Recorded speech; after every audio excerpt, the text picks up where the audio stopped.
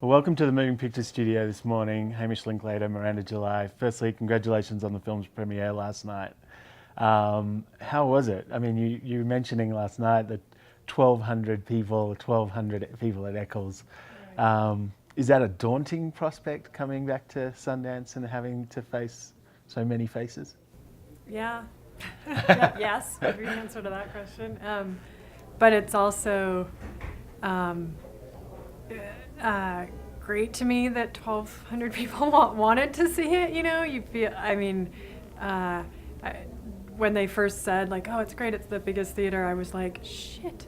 Like, I can. There's Hamish and Hamish's family. That's this many seats. You know, and my daughter didn't even come, so Yeah. that was one more ticket to sell.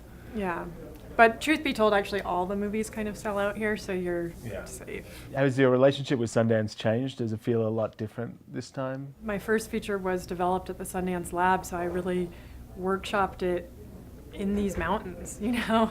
And now that was more than 5 years ago. Yeah, I get to feel, I think, a little bit more like a professional. It's sort of like when you have all your teachers around you praising you, you're still their student, you know? And now it's a little bit like I graduated and I'm coming back and saying hi type of thing. Yeah. It's like it's more like your school reunion where you've gone off and been awesome, and then you can tell everyone. Yeah. It's not like that. What does it mean to you when you found out in November that the film was going to play here? Does it have a significance for you? Oh yeah, it's huge. I was here 10 years ago with the movie. It was my first time coming back. I can't remember anything that happened. Must have been the altitude. And so I've been getting sort of flashbacks walking down the streets, like, oh, yeah, that looks familiar. But I couldn't be more thrilled that they chose the movie and that Miranda chose me for the movie. What was that first meeting like with Miranda? Did you know each other before?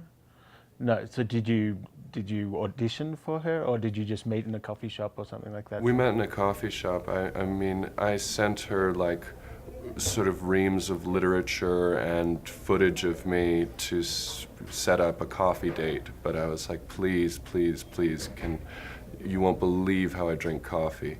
And she agreed.